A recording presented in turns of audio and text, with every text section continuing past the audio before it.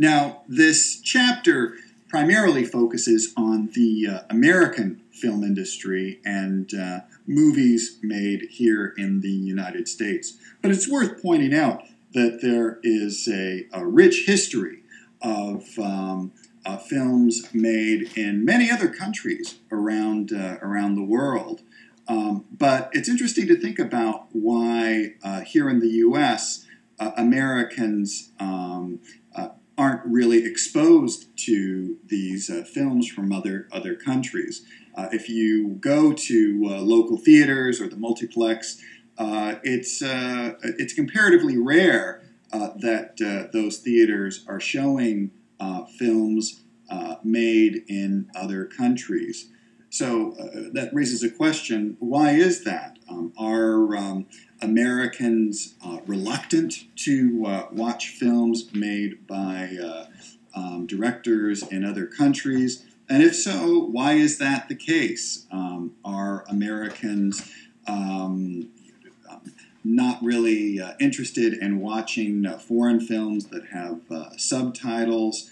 Do Americans, for some reason, prefer films made here in the U.S.? Or are there economic pressures that discourage theater chains from showing films made in other countries? Now, smaller independent theaters, art house cinemas, will sometimes show films made in other countries. However, even there, the smaller art house theaters tend to show more independent films made in the U.S. than films that originate from other countries. So it'll be interesting to see if this pattern continues. Is it going to continually be the case that Americans shy away from films made in other countries? Or as people in the U.S. watch more of their films online or through Netflix, will Americans be more open to exploring films made in other countries?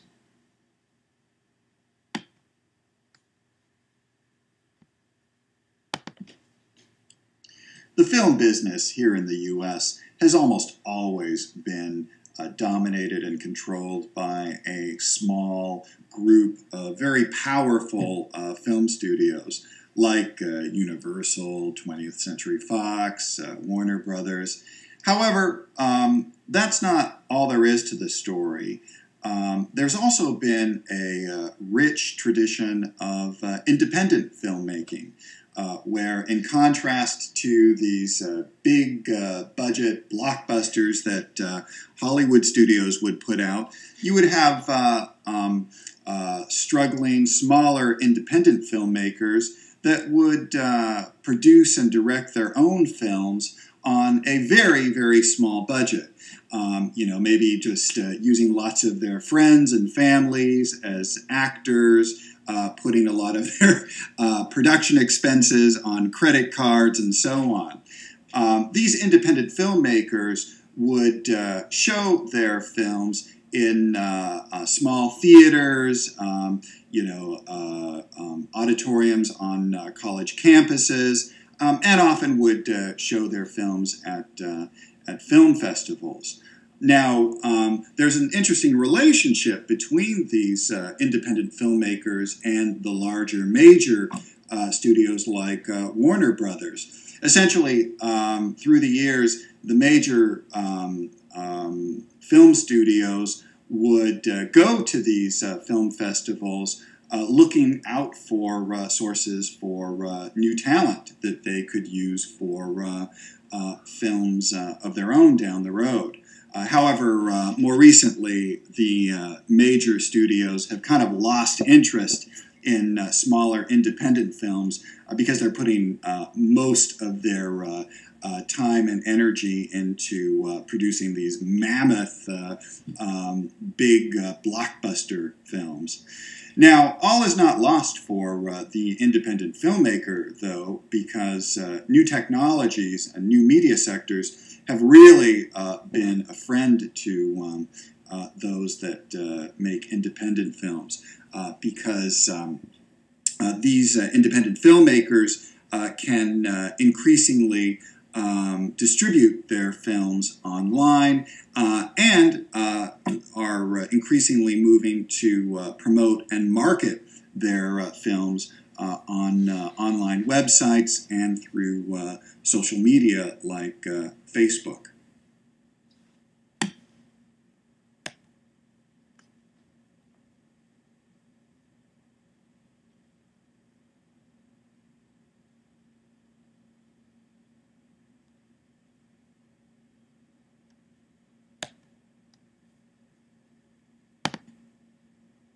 As I mentioned earlier on, the film industry has been very vertically integrated throughout much of its history. The big major studios were vertically integrated because they not only produced their own films in their studios, but they had a distribution network for distributing their films to theaters, and the major studios also bought up their own theaters where they could exhibit their films. So they controlled production, distribution, and exhibition.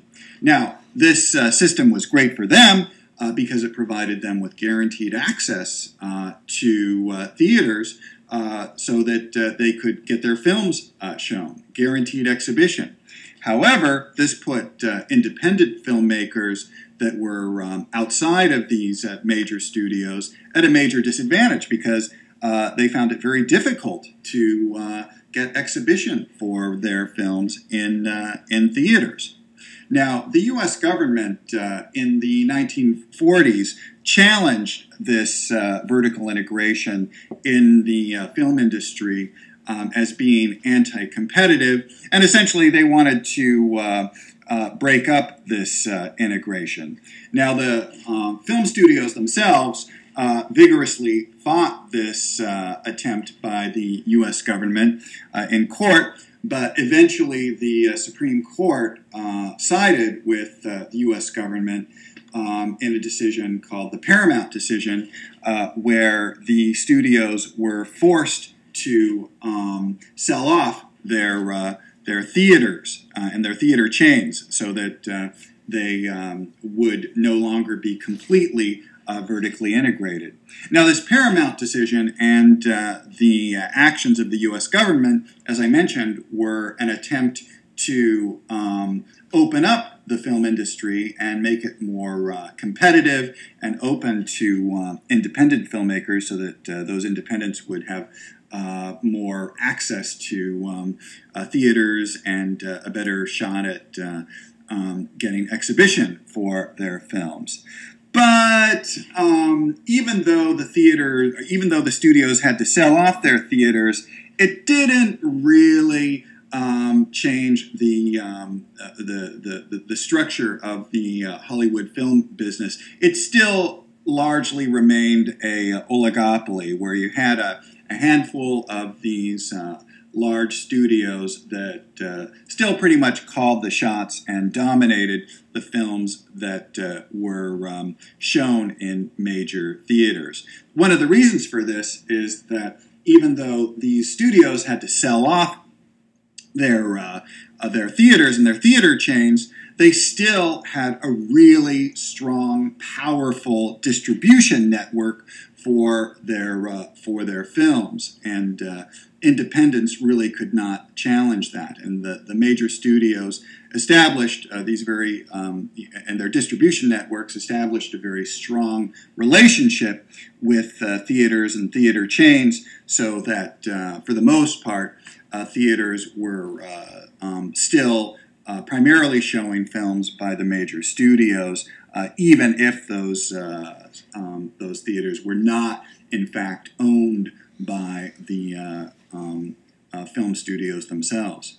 Now, all was not lost for independent filmmakers, because you increasingly had smaller independent theaters that provided a venue and a forum for independent films to be shown, so that in college towns and in major cities you had what were called art house theaters that would show films by smaller independent film companies, independent filmmakers. And often these art houses would show films made by filmmakers in other countries as well. But again, for the most part, despite the Paramount decision, you still had this oligopoly of the major studios intact, and more or less it would remain that way up until the present day.